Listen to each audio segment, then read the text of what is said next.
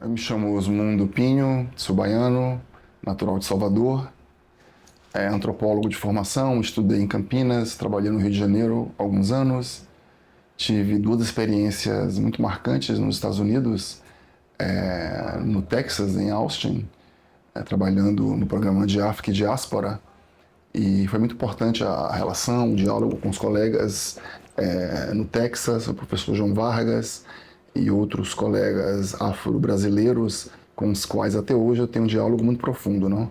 Essa minha experiência no Texas também foi o meu primeiro contato com a literatura afropessimista, em certa medida com, digamos assim, uma compreensão mais abrangente, sistemática sobre o pensamento radical negro nos Estados Unidos, não?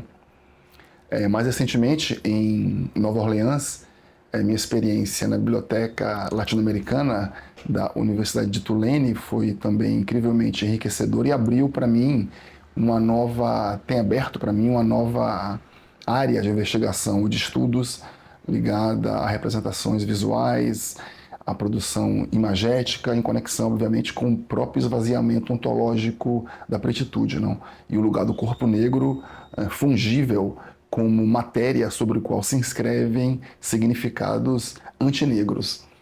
Esses paradoxos entre a afirmação da negritude ou a sua experiência no plano fenomenológico da história e os imperativos, digamos assim, categóricos da antinegritude é um tema que tem me ocupado de diversas formas e que eu desenvolvo com alguma profundidade em Cativeiro, Antinegritude, Ancestralidade, o meu último livro. Minha tese de doutorado, que eu defendi na Unicamp em 2003, tratou da formação de identidades e subjetividades negras num contexto que eu identifico, reconheço como um contexto equalizado pela construção de um mundo negro, em um sentido propriamente hermenêutico, como um horizonte de sentido, de significados, um contexto semiótico político, no qual performances de identidade, a construção de repertórios negros fazem sentido ou constroem sentido, notadamente o sentido da história. O mundo negro reafricanizado em Salvador é um tributo à reconquista do passado feita no presente ou em vários presentes por gerações de atores e atrizes afrodescendentes na Bahia, não? A história do Carnaval da Bahia, nós sabemos muito bem, não? Permite reconhecermos o desenrolar de um drama que, em certa forma, que em certo sentido, encena a si próprio. Esse drama é o drama da presença negra e da reconquista de sua própria identidade. Um drama que se desenvolve em um teatro de operações marcado pelo racismo, pela exclusão, pela superposição de narrativas racialistas originalmente e por práticas de violência, não? Quando eu escrevi O Mundo Negro, defendi a tese, não tinha contato tão estreito com o pensamento radical negro e com o afropessimismo. Então, de fato, a minha passagem pelo Texas e por Austin, uma cidade, de certo sentido, tão emblemática, não? Quase que aqui eu conceituaria como uma anti-Salvador, digamos assim, não? Foi muito marcante. Perceber, então, como o equipamento, o aparato conceitual disponível, mobilizado no pensamento radical negro estadunidense, no trabalho de autores como Frank Wilderson, Jared Sexton, Saidiya Hartman e principalmente Fred Moten, permitem uma reconsideração dessa experiência, desse material. Um pouco como eu desenvolvo, então, em Cativeiro.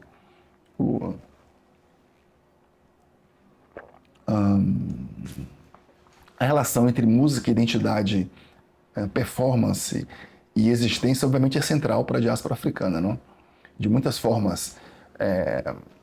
Do modo como, por exemplo, Paul Gilroy discute a transfiguração da violência, do abuso, do trauma, da passagem do meio em formas estéticas, não? A relação entre experiência de opressão e violência E essa dimensão formal também é muito interessante, traz muitos problemas, muitas questões de natureza teórica, não? Que diz respeito não apenas à experiência negra, mas quer dizer, a própria, digamos, a natureza da performação, da performatividade e da elaboração estética, não? Quer dizer, de que modo é possível produzir sentido quando a sua própria existência é esvaziada de qualquer significado autônomo, não? De qualquer autoconsciência reflexiva, como discute Denise Ferreira da Silva. Esse novo leque, o novo arco de problemas, de algum modo conduziram a discussão que eu busco fazer em Cativeiro, não? O livro, então, foi escrito sob o impacto desse meu primeiro contato com a literatura afropessimista no Texas e com a minha própria experiência em Austin, não, nos Estados Unidos. E um choque realmente assim do que se trata, não foi o que eu senti e acho que é muito interessante também perceber, não, como duas correntes de reflexão, duas experiências nacionais, globais, como a experiência afro-brasileira e a experiência afro-americana, podem ao mesmo tempo tratar de temas que encontram alguma analogia e serem tão diferentes, não? Então também o livro tem um pouco essa agenda oculta, ou não tão oculta assim, de pôr em diálogo duas tradições críticas da diáspora africana, no pensamento afro-brasileiro e o pensamento radical negro, do modo como eu pude conhecê-lo ou reconhecê-lo.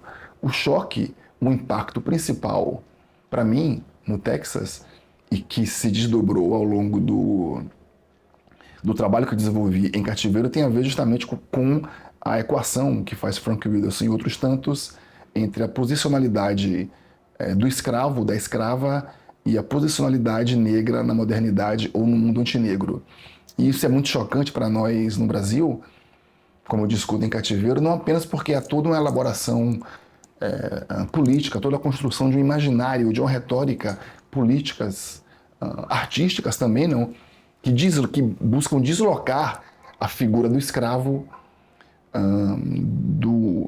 da fundamentação da identidade, da subjetividade de uma política negra no Brasil, não? A ênfase que diversos autores, ativistas, têm buscado imprimir ao menos ao longo das últimas 3 décadas, significa dissociar os fundamentos ontológicos, as matrizes epistemológicas e a própria configuração de experiência negra no Brasil do lugar da escravidão, não? No pensamento afro-brasileiro, a escravidão é contingente, é acidental. Pessoas muito influentes dizem que a escravidão não é relevante, ou não é, quer dizer, não é central para entendermos o que é a África.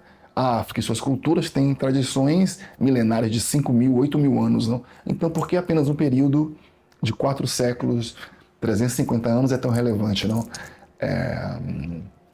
Há toda uma mobilização, por exemplo, Beatriz Nascimento, uma autora afro-brasileira que para mim é muito importante, muito criativa, muito aguda, muito crítica e muito sensível, quer dizer, sensível inclusive em reconhecer a historicidade de sua própria posição como intelectual, diz em mais de um momento, não? Me incomoda, diz Beatriz Nascimento, me incomoda profundamente a obsessão da historiografia brasileira com a figura do escravo. Porque fomos, no passado, muito mais do que escravos, mesmo sob o regime escravista, escravizados ou libertos, não, ou nascidos livres ou alforriados, foram muitas coisas, não? Esse tipo de reconhecimento também se encontra em autores como Manuel Quirino, não?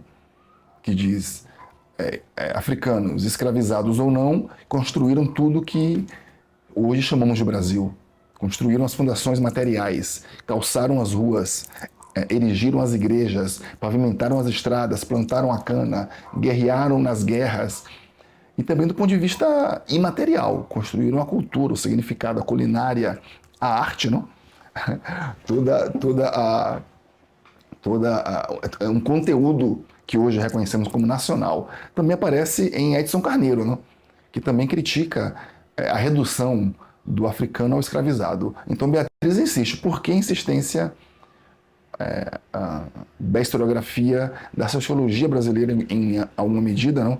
E pensemos, por exemplo, na obra de Florestan Fernandes, insiste em reduzir o africano ao escravizado, não? A escravidão não é essencial. A escravidão é um acidente, não? Que não é capaz de traduzir a riqueza, a densidade, a profundidade ontológicas, não? Irredutível da africanidade. Não? Então, esse é um consenso no pensamento, ou quase um consenso no pensamento negro brasileiro. Não? Uma líder religiosa tão importante quanto Makota Valdina diz, não somos, nunca fomos de fato escravos ou escravizados, somos africanos que experimentaram a escravidão. Não? Importa então chamar atenção para essa dimensão africana que tem sido lida na tradição crítica afro-brasileira como ancestralidade também, não? Como um princípio de remissão, de reconexão, de reconfiguração de si no presente, que redefine inclusive a relação entre presente e passado, levando em conta a circularidade temporal, não? E a transcendência imaterial de forças ancestrais que habitam o nosso cotidiano, não? Como por exemplo,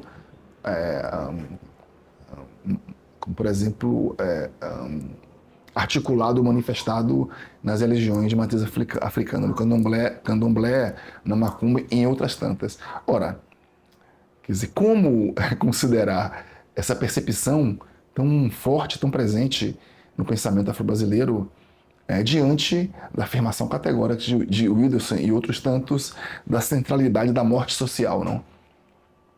A morte social presente em Orlando Patterson, como uma figura, eu vou arriscar dizer, idealtípica, digamos assim, capaz então de mapear essa enorme multiplicidade histórica, não? Da presença do escravo e da escrava na história humana, não?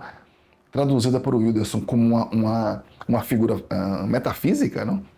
Como uma peça num argumento filosófico, digamos assim, por sua vez, nos convence de que a morte social, a violência gratuita, não? O esvaziamento ontológico, a desonra natal, que define o que é ser negro, o que é ser negra no mundo moderno. E mais que isso, não? Seguindo, como sabemos bem, não? A Frantz Fanon, a insistência na dimensão relacional da negritude com a antinegritude abre um leque de problemas teóricos e políticos muito, muito graves, não? Ligados não só a políticas de representação ou a revisões historiográficas ou críticas, mas a uma agenda emancipatória, prática, não? Ou política. Estamos em Salvador, não?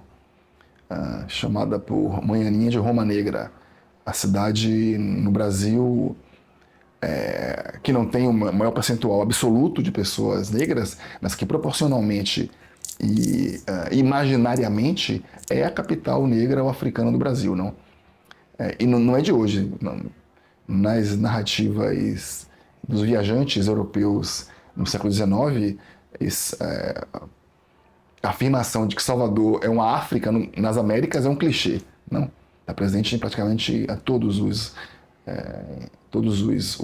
viajantes, os observadores estrangeiros, não? E isso acompanha, quer dizer, com variação, digamos assim, do juízo sobre isso, toda a história baiana e brasileira ao longo do século XX, não? Salvador é a capital da negritude brasileira, não? Demograficamente e culturalmente, não? Em Salvador, a negritude não configura um setor minoritário da vida social. Pretos e pretas, negros e negras não são uma parcela, uma minoria étnica, um grupo, como eu diria, um grupo culturalmente circunscrito ou definido, não? Como ocorre nos contextos, inclusive, da América Latina, não?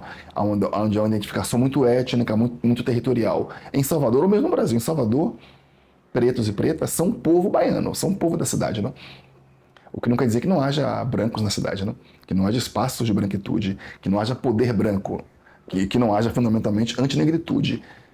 O que torna o paradoxo, os paradoxos encadeados, mais desafiadores, não? e mais chocantes também, na verdade. Quer dizer, como então, digamos, em Salvador, equacionar ou refletir sobre a articulação complexa, não, que Fred Motten faz entre o fato da negritude, não, o nosso aprisionamento carnal, fenomenal ou fenomenológico, não? Fanon fala que somos prisioneiros de nossa aparição, de nossa imagem, de nossa figura, não? Quer dizer, como equacionar esses aspectos presentes em Motten e nessa literatura com a vibrante vida social negra, não? E veja, no campo da música é muito interessante, não? Como discutimos. A musicalidade, a música, a performance, ou melhor, o complexo, não? Música, dança e associativismo atravessa, está presente em toda a trama da vida social em Salvador. Não só os elementos, como sua articulação, são africanos, como eu diria, ou replicam, ou reproduzem, ou repetem, melhor dizendo, não, padrões estruturais africanos. Não? Isso não está presente apenas no espetáculo, na indústria cultural, não está presente apenas como a sua tradução ou conversão em mercadoria, não? Em cultura ou música, o corpo negro como mercadoria, como imagem e mercadoria, mas está presente na experiência cotidiana e enraizada do povo negro. Não? O samba, no fim de semana, não? Nas festas, a comida, o caruru. Eu sou professor na Universidade Federal do Recôncavo da Bahia, em Cachoeira, uma cidade próxima aqui, a Salvador, 100 quilômetros. E Cachoeira se Salvador a Roma Negra, Cachoeira a Meca, digamos assim, negra, não? Da religiosidade e da cultura popular afro-brasileira. Em Cachoeira, os sambas de roda não são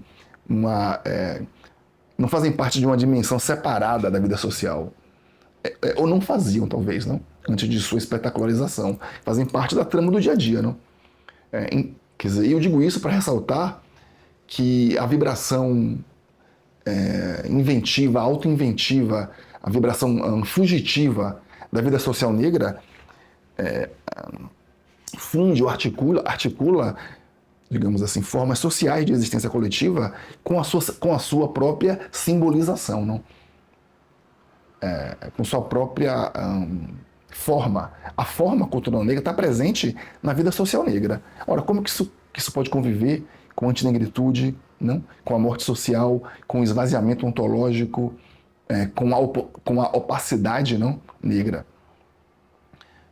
Lewis Gordon parece sugerir, quer dizer, prisioneiros de nossa aparição, a opacidade, a irredutibilidade semiótica negra nos aprisiona num campo fora do sentido, fora da significação, não? O colapso entre o significado e a carne, flash, a própria materialidade da negritude, parece impedir, obstacularizar a simbolização. Mas é isso que vemos em Salvador? É isso que reconhecemos em formas culturais como a capoeira, o samba de roda, não? Que estão vivas, não? Certamente é um erro, um desvio, mas um desvio muito proposital, digamos assim, identificar a música negra ou a música afro-baiana com as suas formas de mercado, não? Estas são uma apropriação, não? Refletem, eu diria, a própria alienação negra, digamos assim, da esfera pública, não? Bom, a vida social negra, exuberante, vibrante, que é africana em grande medida, ou que é africanizada, ou amefricana, como diria Lélia Gonzalez, talvez, não? E talvez mais propriamente, não?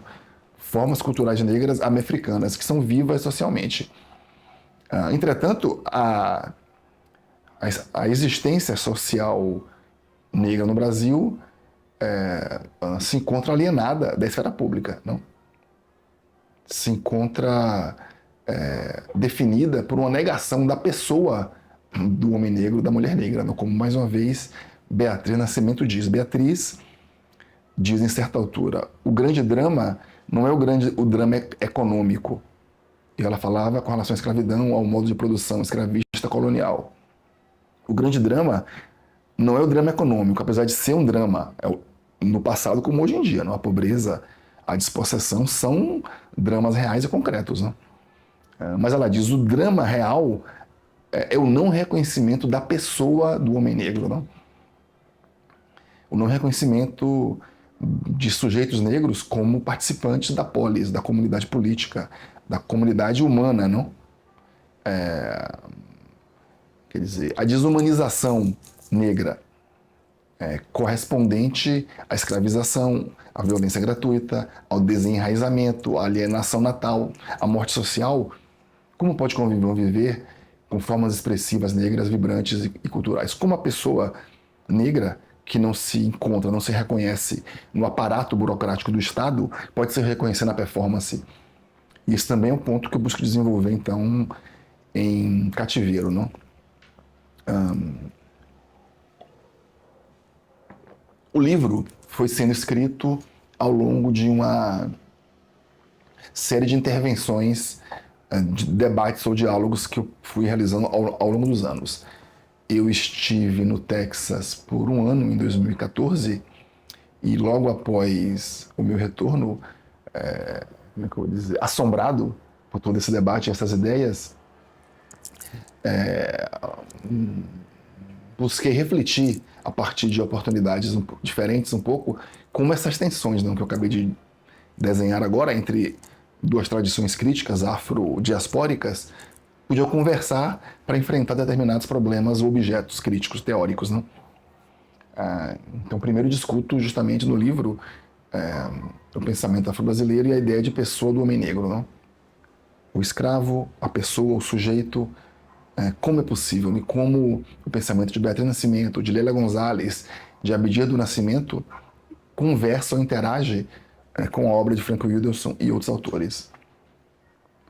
É preciso dizer, com todo respeito pela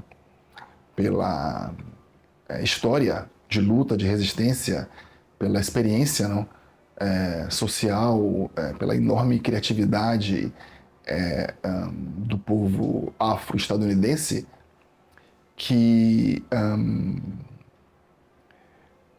eu acho que temos muito a ganhar com um diálogo mais estreito. Não?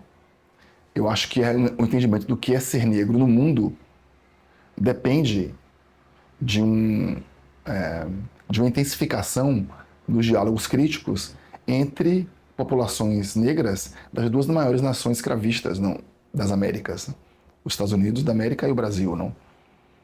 Como eu disse anteriormente, há muito em comum e há muito de diferente também. Não?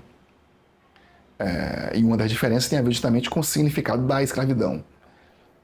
Então a minha percepção, inclusive, assim, pessoal, é de que o sentido da escravidão nos Estados Unidos é diferente do Brasil. Na experiência do dia a dia, mundana, não, do dia a dia, de pretos e brancos. Não? Se há um pensamento afro-brasileiro assim, como é que eu diria, formalizado, digamos assim, com base no trabalho desses autores, que são tão importantes, não?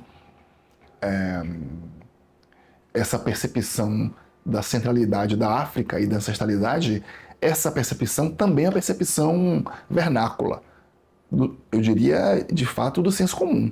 Faz parte da experiência de qualquer família negra brasileira esse contato com a música, a comida, a religião africana. Não é algo externo, não é algo que precisemos necessariamente buscar em algum lugar. Está em todo lugar, não?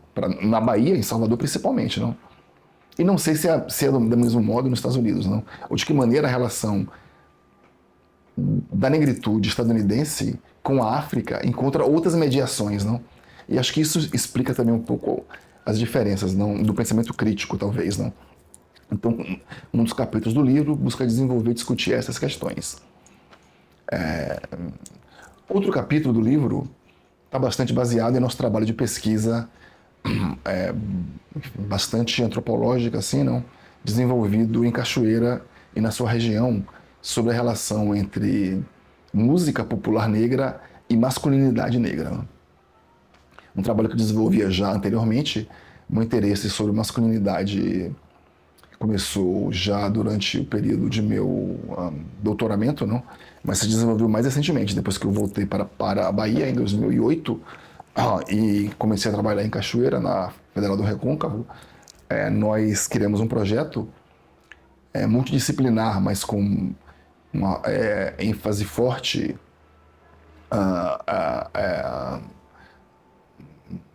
antropológica ou etnográfica sobre masculinidade negra, não? E o nosso locus de pesquisa foi uma escola pública, tomada muito mais como uma instituição escolar, mas como também um espaço de interação, um espaço de invenção da cultura, não, para os jovens estudantes, não, os rapazes e as moças. Então a equipe era grande, tinha estudantes de diversos níveis de formação, na graduação, no mestrado e também no doutorado.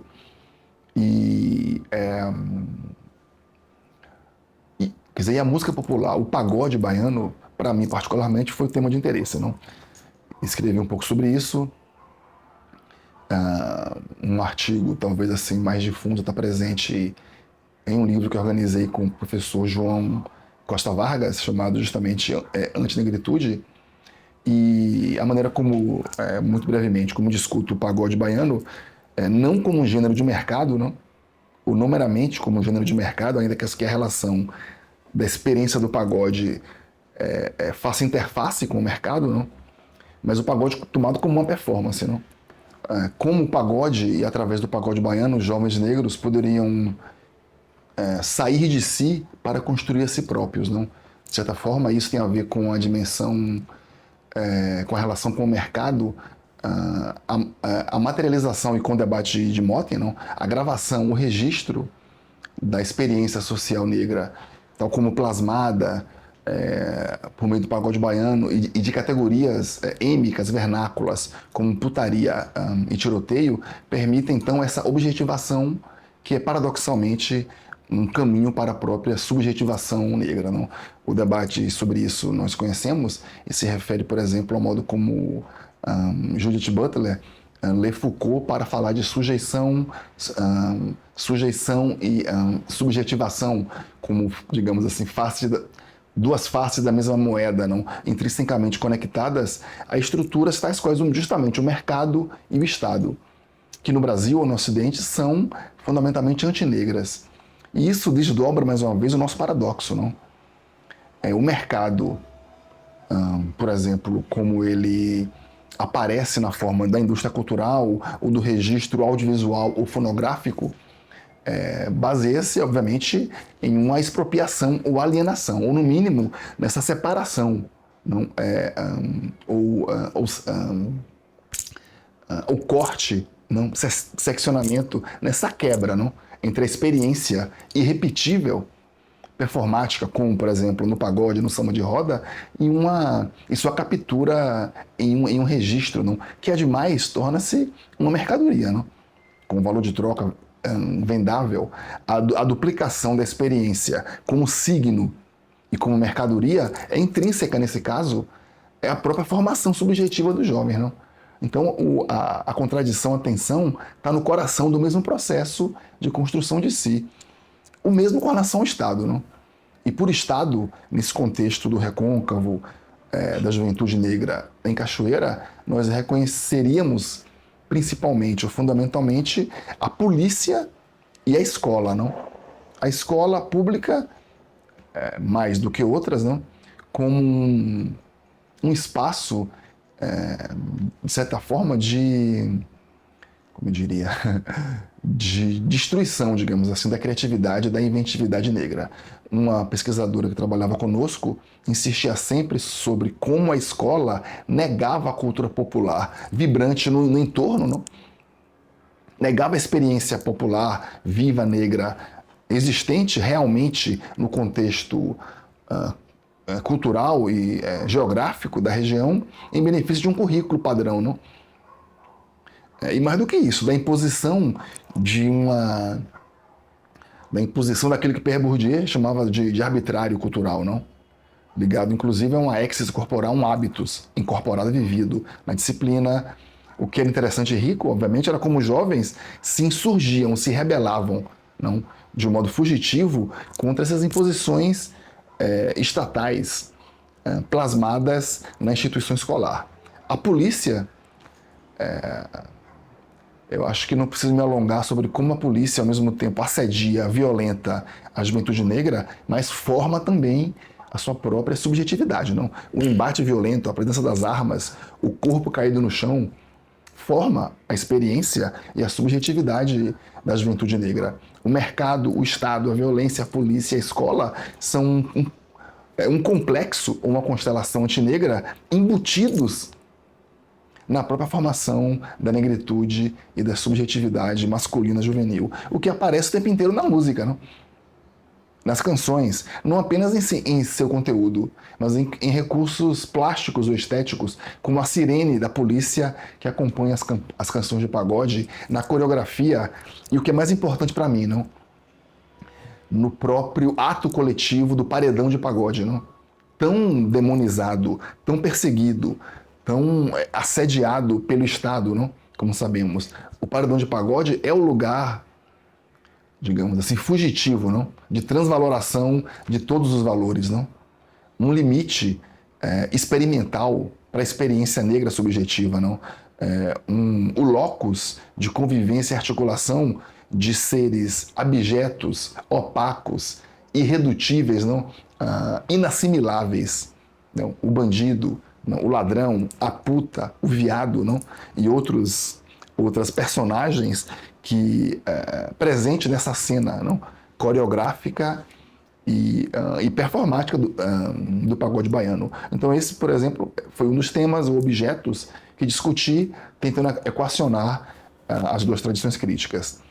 Trabalhei também, e eu disse como minha experiência em Tulane me deu assim combustível para seguir um pouco agora caminhando em outra direção de pesquisa vinculada a imagens, não? Então, em um dos capítulos eu discuto, por exemplo, vis-à-vis ou comparativamente a produção de representações visuais da negritude em artistas coloniais antinegros, como Albert Eckhout, por exemplo, que visitou o Brasil com o conde Maurício de Nassau, governador do Brasil holandês. O Nordeste brasileiro foi ocupado pela Companhia das Índias Ocidentais durante, enfim, posso errar agora, se não me engano, durante quase 50 anos, não? Talvez menos agora, enfim. Mas junto com os holandeses vieram também artistas, não? Dentre estes, Albert Eckhout, que teria sido o primeiro artista a retratar de modo etnográfico, essa é uma expressão que a literatura usa, os nativos das Américas, a população heterogênea, não? Multirracial, antes da raça, digamos assim, nas Américas. Não? Então discuto um pouco a obra de Eckhout e de outros artistas holandeses como essencialmente antinegra, porque baseada na ideia de representação, de tornar presente o que está ausente. E o que está ausente, efetivamente, é a presença negra, não? É a negritude. A negritude visualizada por Eckhout, por exemplo, na figura do homem africano, não representa um sujeito negro, não transmite, quer dizer, indicialmente a agência negra, mas representa, na verdade, a visão europeia, a fabulação europeia ou holandesa sobre a conjugação entre o corpo negro e a riqueza colonial, não? O que aparece mais evidentemente no retrato da mulher negra, que traz na sua espádua, que traz na espádua uma marca-ferro, que dá a mão a uma criança, não? E reúne toda uma iconografia da riqueza material holandesa. Ora, essa representação é antinegra nesse sentido. Porque representação, principalmente, não? Porque baseada na mesma cisão que separa o conteúdo daquilo que ele representa, não? Ou seja, nessa economia política do signo, como também uma mercadoria, que também como discutir para o caso do pagode. Ora, a obra de um artista como Aísson Heráclito opera ou labora de modo muito diferente, não? Primeiro negando a representação, porque a obra de Aísson não representa a negritude, não representa os ancestrais ou os orixás, materializam ou presentificam de um modo ritualístico, como o próprio insiste. Não? Aísson Heráclito faz rituais de exorcismo com relação à morte social. Aísson Heráclito busca, trazendo a matéria sagrada do azeite de dendê em sua, digamos, em sua analogia metonímica com sangue negro, busca desafiar a separação, a cisão entre a representação, entre o representado e o representante, entre signo e significado, não? Tornando vivas, presentes agora, atuais, a ancestralidade e a presença negra. Albert Eckhout representa, não, a negritude como um vazio ontológico. A isso Heráclito presentifica, não, os ancestrais. Então, enfim, acho que é possível perceber então como essa reversão temporal ligada a uma ontologia africana está presente e torna esses dois objetos, digamos assim, não, a obra de Edson Heráclito e no livro eu discuto basicamente As Mãos de Epô, uma vida e instalação, com a obra de Albert Eckhout, não? Do modo também, como discuto em outros capítulos do livro. Eu vou falar um pouco, então, talvez sobre o capítulo final, que me permite voltar um pouco à discussão sobre performance em uma dimensão comparativa, digamos assim. Eu estava em Tulane justamente durante o Carnaval de Nova Orleans, o Mardi Gras. E foi muito impressionante acompanhar brevemente, não sem muita pretensão etnográfica, mas sem deixar de ser atravessado, não, os ensaios dos índios, não, as practices dos índios, não. E nas practices, nos bares, não, a experiência de imersão transtemporal, de despessoalização, de dissolução das fronteiras entre o ego e um vínculo transhistórico e intersubjetivo foi, para mim, avassalladoras. Não? Impossível não comparar com a minha experiência pregressa na Bahia, no pagode, no samba, no carnaval da Bahia. Não? Perder-se de si próprio, o uníssono das vozes, não? O canto antifônico, pergunta e resposta, tudo isso me dizia, a África é a Bahia, não? Também Nova Orleans. Há ali uma reinvenção. Depois fui estudando e aprendendo um pouco sobre os índios e percebendo como a prática é fugitiva, não? Inclusive no contexto de Nova Orleans. Enquanto as crews, os blocos tradicionais das elites de Uptown seguem um roteiro, têm um programa, fazem parte de um espetáculo, não? Mesmo organizações como como é que chama? Zulu Social Club seguem um roteiro, digamos assim, mais integrado. Mas os índios, não. Eles não marcam horário. Eles não seguem roteiro, eles aparecem. Não, como uma aparição. Não, na esquina. E no carnaval, o momento em que eu vi o desfile de... como é que chama? The Spirit of Fire and the Mandingo Warriors, novamente uma experiência de transcendência, não? Então, na esquina, aquele cortejo de personagens fantásticas, não? De máscaras, cobertas de búzios, penas, lantejoulas, não brilhantes, cantando e dançando, certamente, para mim, implicaram num tipo de mobilização, de mergulho, não? Ou de mobilização. Então, é um pouco a partir disso, em comparação com outra performance afrodiaspórica, o Negro Fugido do Acupe, eu busco desenvolver nesse capítulo final uma discussão sobre a objeção, não? E sobre como a performance cria uma cena para a objeção, a ideia encontrada em Fred Morten, não? Que acredito é tão mais rica porque permite considerar como dentro e fora do mandante negro, dentro e fora, por exemplo, do escravismo colonial, como modo de produção no Brasil, na plantation, como na plantation a negação da pessoa do escravo encontrava uma objeção, não? Como escravo e como africano, o escravizado e seus descendentes resistia, não? Como uma mercadoria e como uma pessoa. Não quero dar uma ênfase excessiva à ambiguidade presente nisso e prefiro pensar em termos de tensões, de paradoxos, ou melhor dizendo, através de transformações, não? A ideia da antropologia estrutural encontrada em Claude Lévi-Strauss, discutindo, por exemplo, os mitos e as mitologias, não? Lévi-Strauss diz, todas as versões do mito são mito, não? Os mitos se transformam, se recombinam e se recompõem. A recomposição e a recombinação é o mito, não? A recomposição e a recombinação de elementos africanos, de elementos ligados à morte social, transformados ou transcendidos pela passagem do meio, continuam no presente, não? E continuam performativamente. Assim como Aísson Heráclito, com sua obra, busca romper com políticas epistemológicas representacionais, a performance negra busca romper com modalidades logocêntricas, eurocêntricas, antinegras de produção de sentido e conhecimento, não? De produção de vida, diríamos assim. Então, nesse sentido, e concordando em grande medida com Fred Motten, a performance é o lugar de invenção fugitiva da negritude. E arrisco dizer, em Nova Orleans e na Bahia também, não? Assim como em outros contextos. Grande parte do que eu desenvolvo no livro me parece agora ainda carente de maior desenvolvimento, não? A gente precisa, em algum momento, dizer, está pronto, não? E entregar para a editora, mas certamente há muito mais do que acredito que eu poderia, que seria preciso, na verdade, considerar, interpelar. E agora, trabalhando com imagens, não? Com representações visuais, eu acho que toda uma nova gama de problemas e de temas irão surgir. Atualmente, por exemplo, estou escrevendo algo sobre a artista brasileira Val Souza, não? Que produziu um painel fascinante,